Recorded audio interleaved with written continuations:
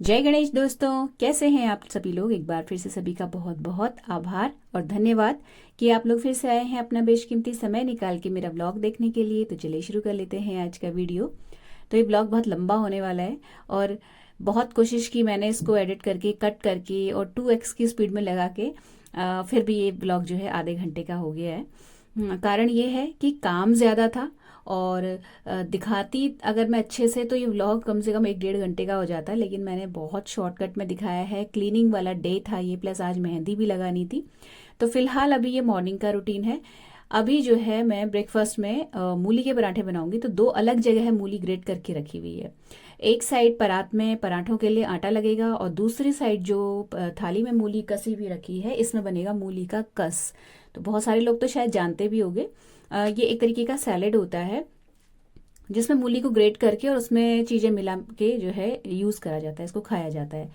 तो ये जो मूली के पराठा वाला जो परात है उसमें तो आटे में नमक हल्दी और ये अपना हरी मिर्च अदरक बहुत ढेर सारी और मूली वगैरह ये सब डाल के मैं आटा लगा लूँगी। और जो एक कस वाला थाली है इसमें मूली कसी हुई रखी है।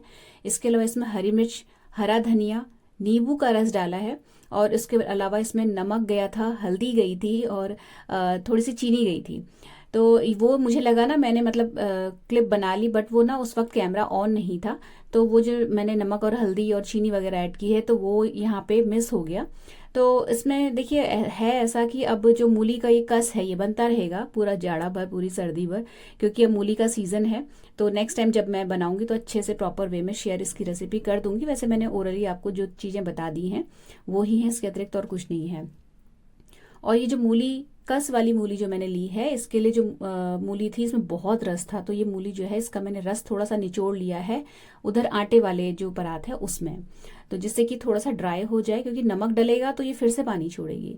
अच्छा, ये इतना सारा इसलिए बना हुआ है क्योंकि मेरे पास मूली मैं खुद खरीद के भी लाई थी, प्लस पहाड़ वाली मूली भी आई हुई रखी थी मेरे पास।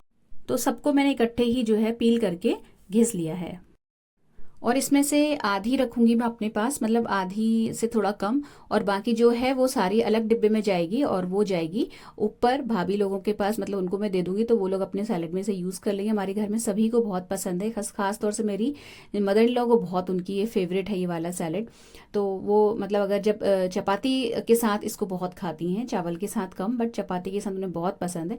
तो ये जो मैंने अभी बनाया था ये मैं अभी इसी वक्त जो है ऊपर जाके दे आई थी, क्योंकि वो इस वक्त के अराउंड ब्रेकफास्ट कर रही होती हैं, तो लंच में वो ये नहीं खाएंगी मुझे पता था।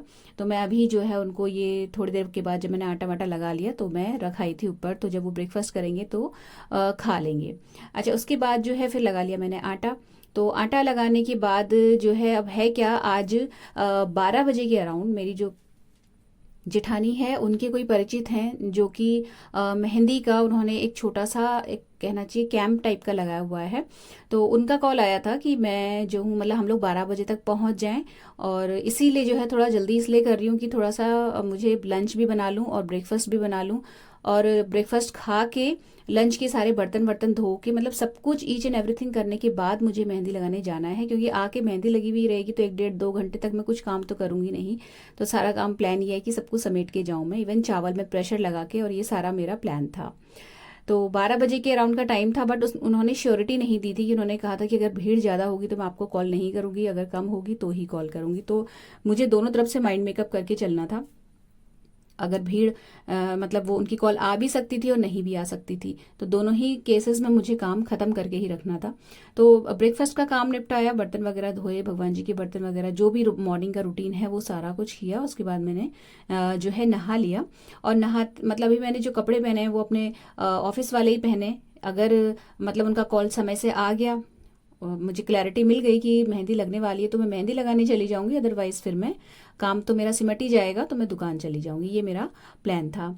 तो उसके बाद ये जो है अपना नहा के इसी वक्त मैं अपना पर्स भी लगा ले रही हूँ, क्योंकि ये जो स्लिंग पर्स है ये कंधे में टांग के जाओ ना तो ये रहता है कि दोनों हाथ अगर एंगेज रहते हैं मेहंदी में तो दिक्कत नहीं होती है, अपना कंधे में टंगा रहता है। तो इसमें भी मैंने पैसे, रुमाल, जो भी ज़रूरी चीज़ें थी वो डाल ली, खुले पैसे जो चेंज होता है ये सब कुछ, जिससे कि ऑटो या जिससे भी हम जाएं तो अपना जो है सब चीज़ होनी चाहिए पर्स में। उसके बाद मैं आ गई किचन में। तो दाल मैंने मसूर की भिगो के रखी थी और अभी इस वक्त जो है इसमें मैं लगाऊंगी प्रेशर। साइड में चढ़ा रखी है मैंने चाय। तो बाहर हस्बैंड जो है, बाहर वाला गोडाउन जो है साफ हो रहा है, जो कि मैंने लास्ट ब्लॉग में भी बताया था, तो उसमें बहुत समय लग गया। हेल्प ले रहे हैं वो 1-2 लोगों की। तो जिनकी हेल्प ले रहे हैं वो मतलब उनके लिए फिर मेरे हस्बैंड ने बोला कि ब्रेड बटर दे दो थोड़ा सा, मतलब वो लोग खा लें, एनर्जी आए तो फिर आगे काम कंटिन्यू करें। तो मैंने फिर चाय बनाई। हस्बैंड अभी दूध लेने के लिए गए हुए हैं और वो बच्चे काम कर रहे हैं दोनों। तो मतलब दोनों नहीं, एक लड़का है। तो मैं उसको जो हूँ ये अपना ब्रेड और चाय उसकी दे आई, जिससे कि वो मेरे हस्बैंड जब तक दूध लेके आएंगे और वो काम आगे आगे उसको बताएंगे, उससे पहले वो अपना खा ले और चाय पी ले। और हस्बैंड की चाय मैंने ढक के रख दी। इसके बाद जब वो दूध लेके आ गए तो फिर मैंने दूध छान लिया और इतनी देर में जो है दाल है उसमें भी मैंने प्रेशर लगा लिया। तो इसीलिए मसूर की दाल भिगोई थी, क्योंकि एक तो देखिए जल्दी भीग भी जाती है और प्रेशर भी जल्दी से फटाफट से इसमें 1 सीटी में दाल मतलब अच्छे से गल जाती है। और अगर मैं दुकान जा रही होती तो मैं जो हूँ ये अपना दाल जो है छौंका आके लगाती हूँ, लेकिन अभी मुझे मालूम है कोई पता नहीं है, मेहंदी लग जाएगी तो उसके बाद फिर दिक्कत हो जाएगी। तो दाल में मैं तड़का वगैरह लगा के चावल में प्रेशर लगा लूँगी और उसके बाद में चली जाऊँगी। इस तरीके का मेरा प्लान था। तो बस ये जो दाल है मसूर की, इसमें मैंने देसी घी में थोड़ा सा लहसुन, जीरा, हींग और टमाटर ऐसे चंक्स में कटे हुए डाले, दाल डाल दी। और यहाँ पे मेरी मतलब दूध पकने तक जो है मेरा लंच भी यहाँ पे सिमट गया था। एक प्लानिंग दिमाग में ये भी चल रही है कि जो है अगर इनका कॉल नहीं आता है तो फिर मैं कर्टन्स वगैरह धो लूँगी, तो इसलिए भी मैं थोड़ा सा स्पीड में काम कर रही थी। हरा धनिया मैंने जो है उसमें डाला था अपना मूली में, जब उसी वक्त मैंने काट के दाल के लिए भी रख लिया था। ये मेरे नाश्ते की थाली है। और ये देखिए आंवला भी अभी थोड़ा सा बचा हुआ है, ख़त्म नहीं हुआ है। और जो ये अपना मट्ठा हो गया और ये जो दाल रेडी हो गई थी मेरे ब्रेकफास्ट करने तक, तो मैंने 1 कटोरी दाल भी मूली के पराठे के साथ ले ली थी। और 12 बजने में 10 मिनट या 15 मिनट के अराउंड उनका कॉल आ गया कि बहुत भीड़ है, अभी आना बेकार है, तो आप जो हो अब रात को आना। रात को मैं आपके लिए जगह बना के और मतलब घेर के रखूँगी बंदे को, तो उस वक्त आप लोग आना। तो जब ये पता चल गया कि नहीं जाना है, तो खाना तो बना हुआ रखा ही था, फिर मैंने चावल में प्रेशर नहीं लगाया और चेंज किया। और मैं अब धोऊंगी कर्टन्स। तो कर्टन्स धोने के लिए मैंने वॉशिंग मशीन में पानी भरने के लिए लगा दिया था और इतनी देर में मैं कर्टन्स निकाल रही हूँ अपने एक कमरे के, क्योंकि 12 बजने ही वाला था। फिर मैंने दुकान जाना पोस्टपोन किया। और ये काम भी बहुत ज़रूरी है मेरा, मतलब हर साल ऐसा होता है कि मैं करवा चौथ से पहले ही घर जो है पूरा डीप क्लीन कर लेती थी, बट इस बार कुछ ऐसा लेट हो गया कि हो नहीं पाया। तो मेरा अभी भी मेरा मन यही है कि कैसे न कैसे करके मैं करवा चौथ से पहले पूरा घर साफ कर लूँ। तो उसी स्ट्रगल में मैं लगी हुई हूँ। 2 कमरों के कर्टन्स में पहले ही धो चुकी थी नवरात्रि के टाइम पे, आपसे शेयर भी किया था। और इधर की साइड के रह गए थे, कारण यही था कि जाल जो ऊपर वाला है वो साफ नहीं हुआ था। तो लास्ट डे मतलब मैंने आपसे शेयर किया था, वो क्लीनिंग हो गई है ऊपर। तो अब जो है यहाँ के कर्टन्स वगैरह धुलेंगे। वॉशिंग एरिया की क्लीनिंग मैंने कर ली थी, वो पूरा व्लॉग जो है लास्ट अभी गया ही है। तो ये कर्टन्स निकाल लिए और जिस जाल से अटैच दोनों रूम हैं उन दोनों ही रूम्स के कर्टन्स धोने का मेरा प्लान है। तो बहुत सारे कर्टन्स थे और टाइम भी लगना था। तो मैंने जितनी देर में ये अपना पानी भरा था फटाफट से कर्टन्स निकाले। और ये देखिए इस तरीके से बताते हैं ना पर्दे वाले कि आप ये रिंग्स में जो है वो इस तरीके से कोई नाड़ा या कोई धागा डाल के ऐसे करके टाई कर लो तो ये रिंग्स निकलते नहीं है। वैसे काफ़ी हद तक कारगर है ये तरीका, लेकिन फिर भी निकल ही जाते हैं। अगर आप लोगों के साथ भी कभी ऐसा हुआ हो तो बताना। मेरे तो जो पुराने कर्टन्स हैं उनके 1-2 रिंग निकल चुके हैं, हालांकि मैं बहुत ध्यान से धोती हूँ।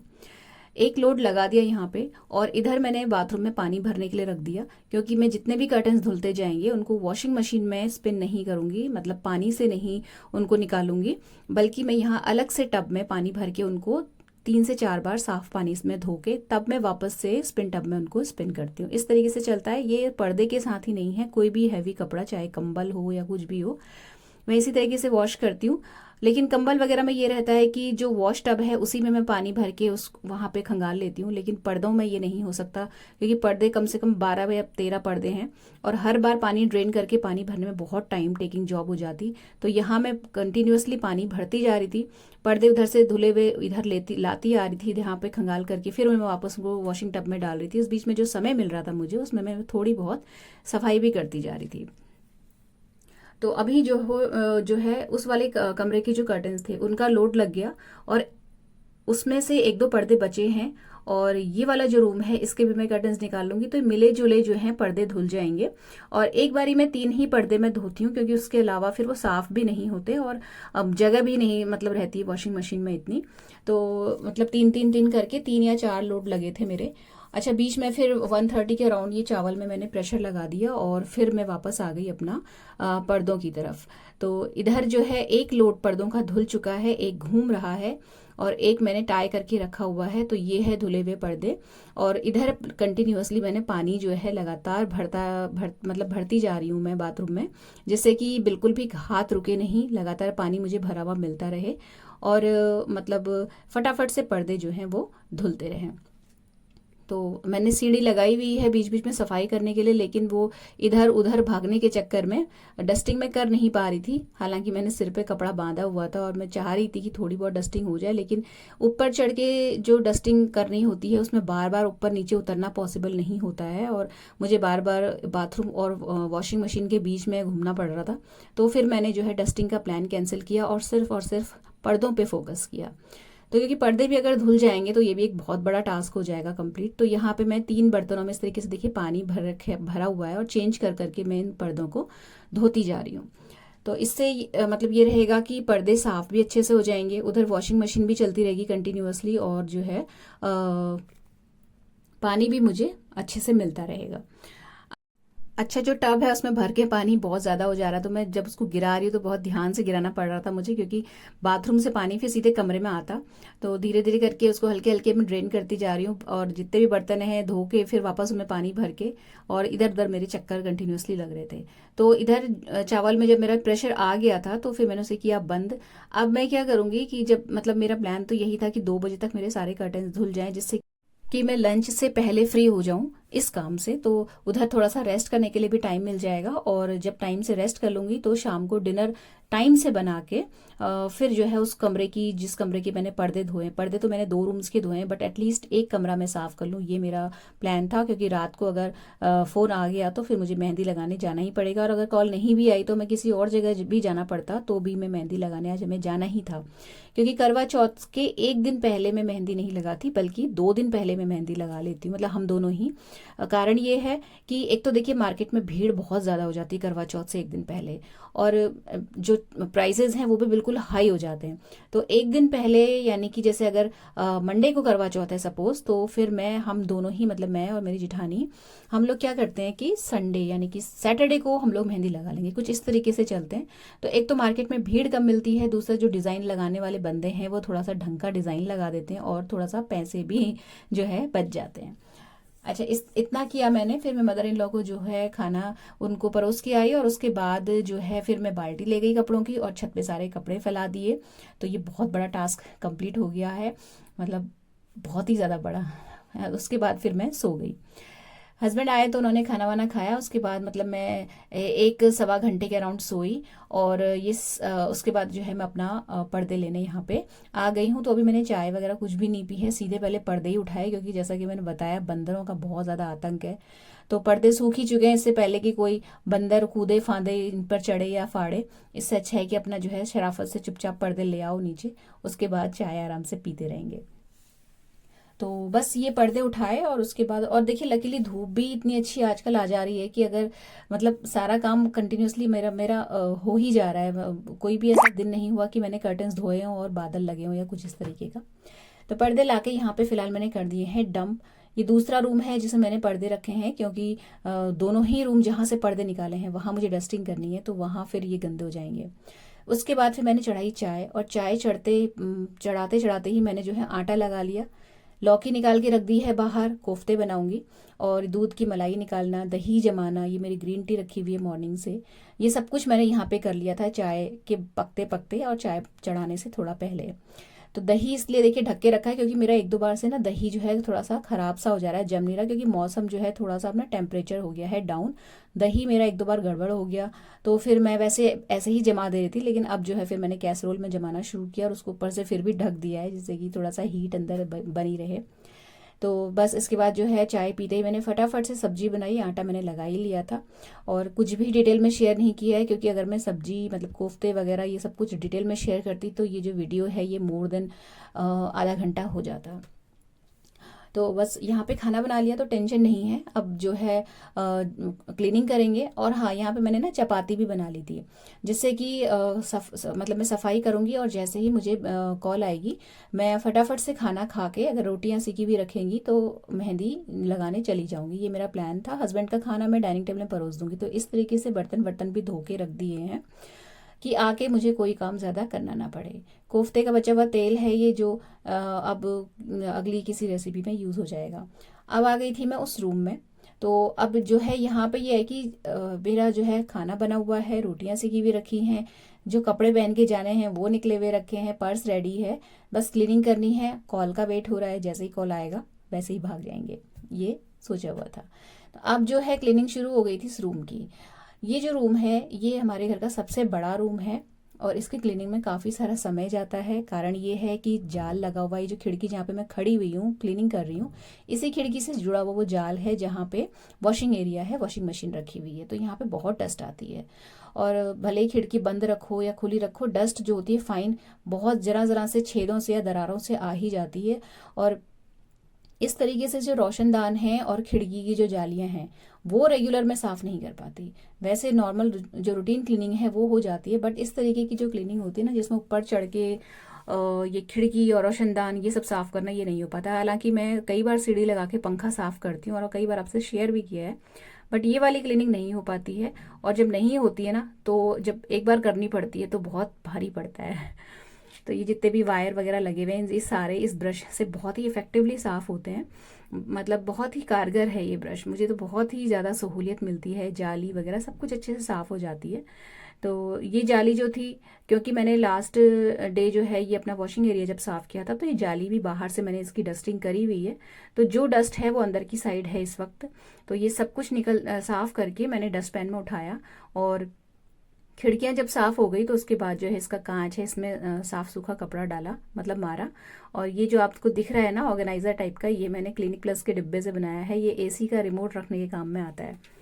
और बस यहाँ पे सूखा कपड़ा मारा, उसके बाद थोड़ा सा गीला करके साफ सुथरा कपड़ा मारा, तो ये साफ हुआ। और एक कोना साफ करने के बाद फिर मैं दूसरे कोने की ओर शिफ्ट होती जा रही हूँ और उसी साइड के जाले भी पैरेलल ही निकालती जा रही हूँ। तो यहाँ पे जो लेफ्ट हैंड साइड में मेरा फोटो फ्रेम है ना, वो मैं साफ कर चुकी हूँ, वो मिस हो गया। उसके बाद ये ट्यूबलाइट और राइट हैंड साइड में जो फोटो फ्रेम लगा हुआ है मेरे बच्चों का, ये सब कुछ साफ करना। और ये जो अलमीरा है, मतलब जो मेरी जो सीढ़ी है ना, उसे मैं शिफ्ट करती जा रही थी और कोना जो है साफ करती जा रही थी। सफाई ऊपर से नीचे की ओर होगी। पहले जाले, photo frames, tubelights, fan, AC के ऊपर का एरिया, जितने भी मतलब घड़ी वगैरह जो भी लगी हुई है, इन सब में एक एक हाथ मारा जाएगा कपड़े का। जैसे पर्दे की रॉड हो गई ये सब। उसके बाद जो है नीचे सफाई होगी। अच्छा, लास्ट डे जो है ये जितनी भी क्लीनिंग हो रही थी लास्ट ईयर, उसमें मेरे हस्बैंड मेरे साथ थे, बट इस बार वो कुछ इतने ज़्यादा बिजी हो गए अपनी शॉप में कि ये सारी क्लीनिंग मुझे अकेले ही देखनी पड़ रही है। अदरवाइज होता ये है कि ना, कि जो बार बार चढ़ने और उतरने का जो काम होता है, इसमें अगर एक हेल्प मिल जाती है तो थकान नहीं लगती है। क्योंकि चढ़ना उतरना बार बार उसमें कई बार तो ऐसा हो रहा था कि मैं ऊपर चढ़ रही थी और मेरी कोई सप्लाई जो क्लीनिंग कोई मतलब ये जो अपना डस्टर है या ब्रश है नीचे गिर जा रहा था, तो बड़ी कोफ्त हो रही थी उस वक्त। तो यहाँ पे ये रहता है कि थोड़ी सी हेल्प मिल जाए तो सही रहता है। अब इस वाले कोने में मैं आ गई हूँ। तो ये जो बेड है पहले यहाँ पे नहीं रहता था, ये अभी कुछ टाइम पहले ही चेंज किया है। तो ये जो एरिया था ये एसी वाला और ये जो घड़ी लगी हुई है, ये मैं सीढ़ी लगा के साफ कर लिया करती थी। बट अब ये बेड लग गया है तो फिर इसमें मेरा हाथ नहीं पहुंचा, तो एक मोड़ा लगा के मैंने जैसे तैसे इस एरिया को साफ किया, जितना मुझसे हो पाया, जितना मेरा हाथ पहुंच पाया। और ये घड़ी पे मैंने हाथ इसलिए नहीं मारा है क्योंकि अभी कुछ दिन पहले इसका सेल मेरे हस्बैंड ने चेंज किया है, तो ये साफ करी थी उन्होंने अच्छे से अंदर बाहर खोल के। और उसके बाद जो है बस ये वाला जो एरिया है वो साफ कर लिया, एक हाथ मार लिया। उसके बाद फिर आई पंखे की बारी। तो पंखा मैं अभी कुछ महीने पहले ही साफ किया है मैंने, एक आध महीने पहले। तो गंदा हो रहा है, बट इतना गंदा नहीं हो रहा है कि मतलब इसमें पसीने छूट जाए। डस्टर जो है कंटिन्यूअसली मैं चेंज करती जा रही हूँ। मतलब इतने बड़े कमरे का जो क्लीनिंग है उसमें कम से कम 6 से 7 तक डस्टर लग जाते हैं, क्योंकि जो गंदा हो जाता है उससे अगर मैं सफाई करूँगी तो और मेरा काम बढ़ेगा और चीज़ गंदी हो जाएगी। तो बराबर कंटिन्यूअसली चेंज करते हुए डस्टर को जो है सफाई चल रही है। पंखा साफ़ हो गया, उसके बाद इधर की साइड वाला जो रोशनदान है इसकी क्लीनिंग होगी। तो इस वाले रोशनदान ने मेरा बहुत समय खाया इसको साफ़ करने में। एक तो ये गंदा भी बहुत हो रहा था, दूसरा ये है भी अंदर बाहर दोनों तरफ से इसको साफ़ करना था, तो इसमें बहुत सारा टाइम लग गया।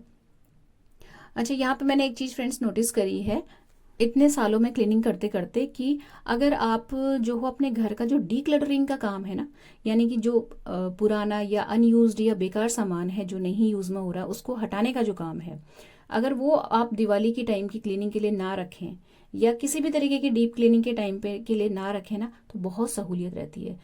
क्योंकि देखिए, आप जब कोई सामान डिक्लेटर करते हो या अपना पुराना सामान हटाते हैं, चाहे कपड़े हों, बर्तन हो, या कोई भी एक्स वाई जेड कोई भी चीज़ हो, तो आधा दिमाग तो देखिए उसको डिक्लेटर करने में, और उसके बाद उससे भी ज़्यादा दिमाग इस चीज़ में लगता है कि उसका आप किया क्या जाए, मतलब उसको कहीं किसको डोनेट किया जाए या उसको कहाँ मतलब डिस्कार्ड किया जाए। ये सारी चीज़ें बहुत एक तो ये मतलब टाइम भी लेती हैं, दिमाग भी खाती हैं, और मतलब कहना चाहिए बहुत ज़्यादा एनर्जी लग जाती है इस चीज़ में। तो अगर डिक्लटरिंग का काम ना होना, सिर्फ डस्टिंग, क्लीनिंग और डेकोरेशन का काम अगर हम फेस्टिवल्स के लिए छोड़ दें तो बहुत सहूलियत रहती है। और ये चीज़ मैंने समय के साथ रियलाइज़ करी, इसलिए मैं कभी भी घर में जो ये अपना क्लटर है वो नहीं होने देती। ज़रूरत की ही चीज़ें खरीदो, तो सबसे अच्छा तरीका तो क्लटर से बचने का यही है कि बहुत ज़्यादा अननेसेसरी शॉपिंग ना ही की जाए। और अगर बहुत सामान घर में आप इकट्ठा करते रहोगे ना कि ये चीज़ अब काम आएगी तब काम आएगी, तो वो कभी काम नहीं आती। ये चीज़ आप कभी भी नोटिस कीजिएगा। तो अगर यूज़लेस चीज़ों को या सालों में एक बार कभी कोई चीज़ काम आ रही हो उसको हम रखते चले जाएं इस चक्कर में, तो फिर वो ना सिरदर्द बन जाता है। वो हेल्प की जगह कभी वो हेल्प तो जब करेगा तब करेगा, उससे पहले वो आपका हेडेक ज़्यादा कर देगा। तो कोशिश तो यही मैं करती हूँ हमेशा कि साल भर में कोई भी बहुत ज़्यादा चीज़ इकट्ठा हो ही ना पाए। टाइम टू टाइम जो भी फेंकने वाली चीज़ है उसको फेंक दिया जाए, और जो चीज़ ऐसी है कि किसी के काम आ सकती हैं उसको डोनेट कर दो समय से, तो ज़्यादा अच्छा है। और इससे ये रहेगा कि फेस्टिवल के टाइम पे या कोई भी आप मतलब आप फेस्टिवल का को मत लीजिए, वैसे भी यूजुअल में भी डीक्लटरिंग का काम अगर ख़त्म हो जाता है तो सिर्फ और सिर्फ सफाई का और डेकोरेशन का काम आपका रह जाता है। तो आप मतलब बहुत ही बड़े वाले सिरदर्द से बच जाते हो। ये चीज़ मैंने हमेशा नोटिस करी, इसलिए मैं बहुत ज़्यादा क्लटर होने ही नहीं देती। टाइम टू टाइम चीज़ें निकालती रहती हूँ, हटाती रहती हूँ, और वो चीज़ मुझे बहुत हेल्प कर रही है आज की डेट में। मेरे को सिर्फ देखिए अभी आज ये पूरा पोर्शन साफ़ कर लिया मैंने, और पर्दे धुल गए। इसके अलावा जो है अपना मेहंदी वगैरह भी लग जाएगी, और अगर आज मेहंदी लग गई तो नेक्स्ट जो डे रहेगा मेरे पास करवा चौथ से पहले वाला जो दिन है, उस दिन में मैं अपनी सेल्फ केयर या कुछ भी इस तरीके के काम कर सकती हूँ, और मेरे पास ऑप्शंस हैं, मेरे पास बहुत सारा समय बचा रहेगा। तो अब जो है ऊपर की पूरी क्लीनिंग हो गई, यानी कि सीलिंग वाला जो एरिया था, ऊपर का जितना भी पोर्शन था, जाले वगैरह जितना भी था, वो काम जब निपट गया तो नीचे वाला एरिया की फिर सफाई शुरू हो गई। तो ये जो ड्रेसिंग टेबल है ना फ्रेंड्स, इसको भी मैंने अभी कुछ टाइम पहले ही डिक्लटर किया हुआ है। जितनी भी एक्सपायरी वाली चीज़ थी वो हटाना, और जो मतलब मेरे काम नहीं आ रही थी चीज़ें, बहुत सारे क्लिप्स, बहुत सारे क्लचर्स ऐसे होते हैं, उसमें कुछ पुराने और कुछ नई चीज़ें मैं ऐड करके, जो भी अपनी बाहर जो मेड या जो हाउस हेल्प आती है मैं उसको बीच बीच में देती रहती हूँ, जिससे उसको ये भी ना लगे कि पुराना चीज़ मुझे मिल रहा है। बीच में कुछ एक आध चीज़ अच्छी नई फ्रेश डाल दो तो वो लोग भी खुश हो जाते हैं और उनके काम आ जाती है चीज़। उसके साथ कुछ कपड़े रख दिए या कुछ इस तरीके से बीच बीच में उनको बना के मैं दे देती हूँ। तो ये ड्रेसिंग टेबल है, ये भी अभी कुछ टाइम पहले ही मैंने इसका जो कूड़ा कचड़ा है वो हटाया है, तो बस मुझे इसमें सिर्फ सफाई और करनी है। और जो बास्केट जिसमें जितनी भी जो दवा वगैरह और जो साइड में रहती है ना ड्रेसिंग टेबल के ऊपर, वो मैंने धुलने में डाल दी, चादरें सारी निकाल दी। और उसके बाद जो है अब होगा इस कमरे में झाड़ू और पोछा। तो पूरा कमरा एक बार निहार लिया मैंने अच्छे से कि हाँ अच्छे से साफ़ हो गया, कोई कोना छूटा तो नहीं है। तो उसके बाद जो है फिर मैंने झाड़ू लगाना शुरू किया। तो अब जो देखिए, अब घड़ी में इस वक्त 7:25 हो रहा है।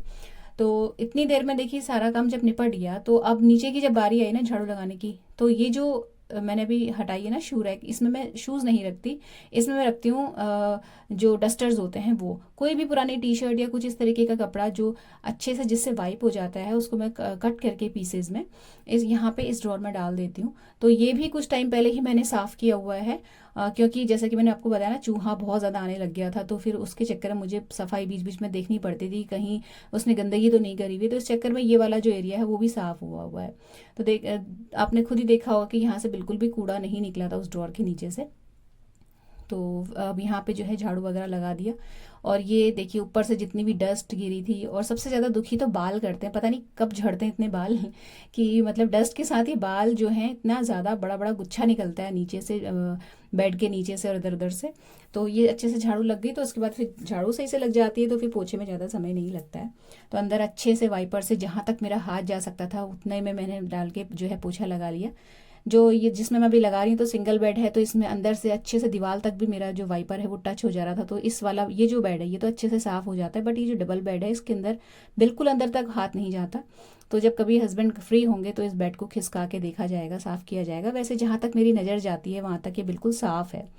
ये अलमीरा जो है इसको मैंने पहले वाइप इसलिए नहीं किया क्योंकि ये भी बराबर साफ़ होती रहती है। यहाँ पे मैं प्रेस वाले कपड़े रखती हूँ, प्लस यहाँ पे वो चीज़ें रहती हैं जो बच्चे नहीं ले जाते हैं, छोड़ जाते हैं, या उनको नेक्स्ट विजिट में चाहिए होती है तो वो अगली बार आके ले जाते हैं, फिर उस विजिट में छोड़ के जो जाते हैं, वो सारी चीज़ें यहाँ पे मैं अच्छे से अरेंज करके ऑर्गेनाइज करके रखती हूँ। इसके अलावा नीचे ब्लोअर वगैरह ये सारी चीज़ें हैं।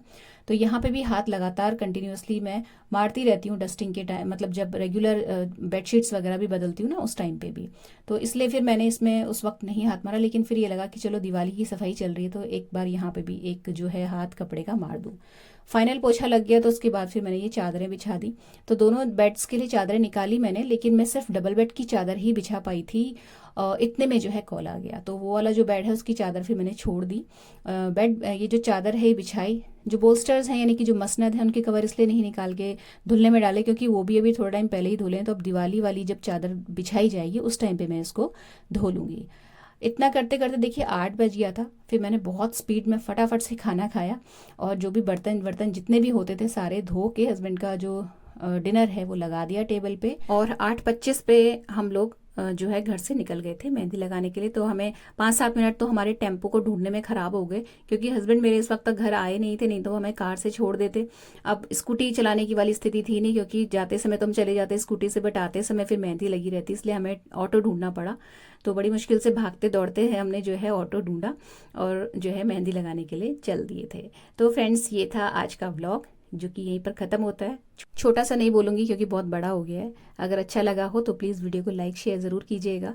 चैनल सब्सक्राइब करके बेल आइकन ज़रूर प्रेस कर लीजिएगा। मिलते हैं अगले वीडियो में। Till then take care, stay healthy, happy and positive. Thank you.